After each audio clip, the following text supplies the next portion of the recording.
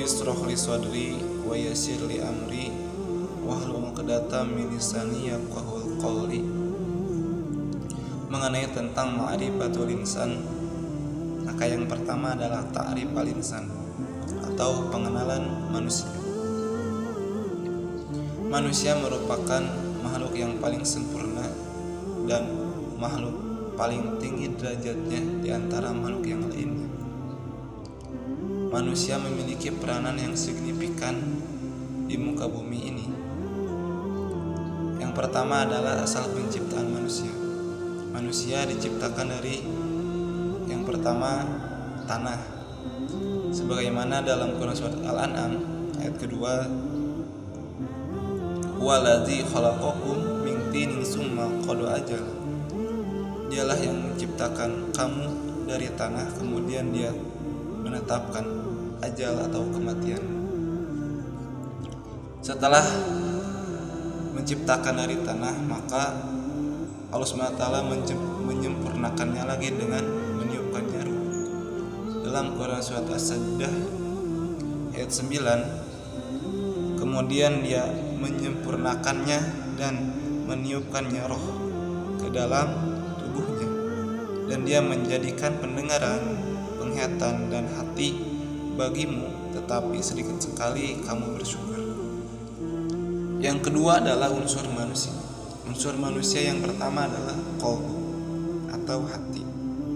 Qalbu memiliki peranan yang signifikan dan dampak yang luar biasa karena baik buruknya memberi dampak besar terhadap jasad. Yang kedua adalah akal. Perkataan Imam Al-Ghazali, akal bagian dari hati. Akal merupakan karunia besar karena akal inilah yang menjadikan manusia makhluk yang istimewa.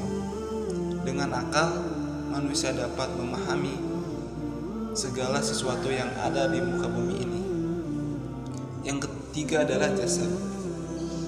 Jasad adalah sebagai peran pelaksana dari pemikiran manusia dan juga hati manusia. Kemudian, untuk apakah manusia diciptakan ke muka bumi ini? Maka manusia diberi amanah. Amanah yang pertama adalah ibadah. Dalam Quran surat Az-Zariyat ayat 56, wa ma khalaqtul jinna wal insa illa liya'budun. Yang kedua adalah menjadi khalifah, mengelola bumi, memberlakukan perintah Allah SWT, menegakkan hak dan mencegah yang munkar, mengelola bumi ini dengan sebaik-baiknya. Maka apabila kita menjalankan amanah tersebut, maka balasannya adalah yang pertama adalah jannah. Kita memiliki pahala yang luar biasa. Dan sebaliknya, apabila kita ingkar terhadap amanah itu, maka balasan yang kita terima dari setiap perbuatan itu adalah azab. Yang kedua adalah ma'rifat. Tentang ma'rifatul insan adalah hakikatul insan.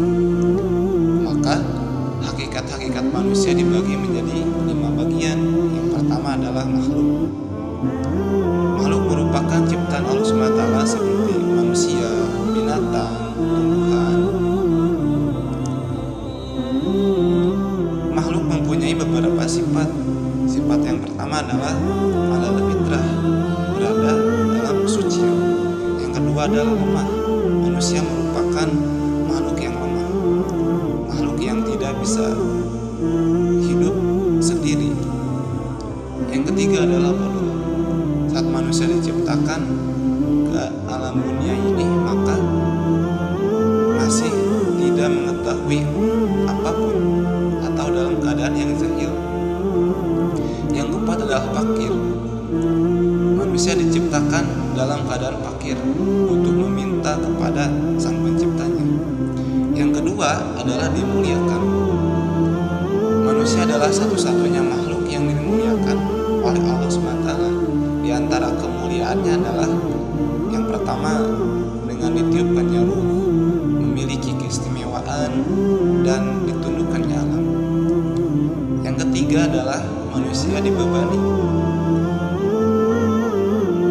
Manusia merupakan makhluk yang mukhalafah, dibebani tanggung jawab, dibebani amanah, ibadah, dan khalifah. Yang ketiga adalah ibadah.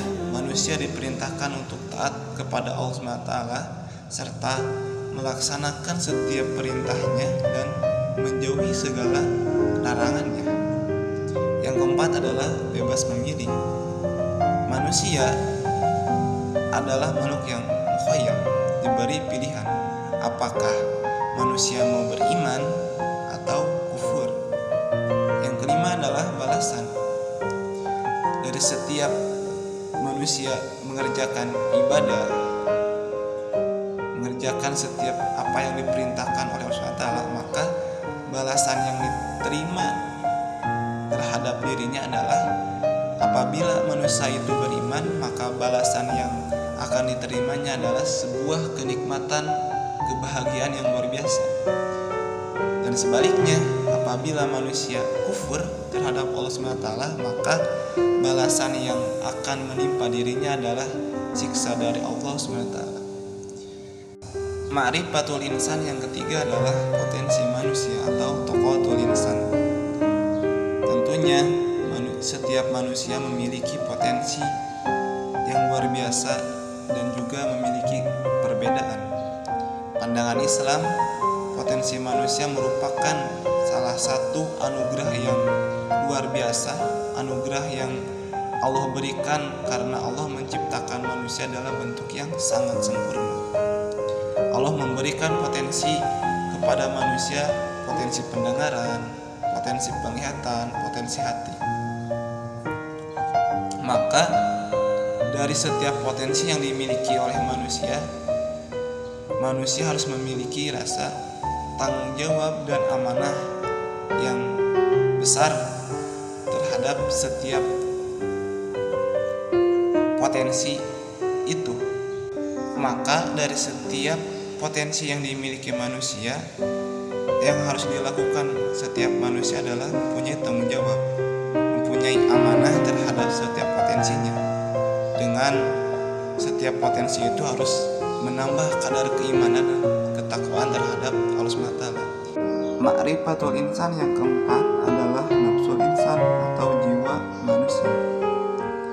Adanya kehidupan manusia di alam dunia ini tentunya memiliki jiwa manusia, mempunyai ruh yang menjalankan setiap roda kehidupan.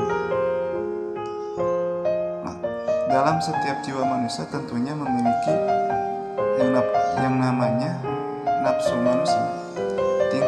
Tingkatan nafsu manusia terbagi menjadi 3 bagian. Yang pertama adalah nafsu mutmainnah, adalah jiwa yang telah mendapatkan ketenangan, telah sanggup untuk menerima kebenaran. Yang kedua adalah jiwa yang ar-ruh, qalbu, ajam, dan akal, tarik menarik dengan al-hawa, syahwat, kecenderungan, hayalan, dan keinginan. Jiwa yang seperti ini kecenderungannya masih terpengaruhi oleh ar-ruh. Yang ketiga adalah jiwa yang ar-ruh, qalbu, ajam, dan akal, dikendalikan oleh al-hawa, syahwat, kecenderungan, hayalan. Jiwa yang seperti ini kecenderungan adalah asyahwat. Ma'rifatul insan yang kelima adalah sifatul insan, sifat manusia.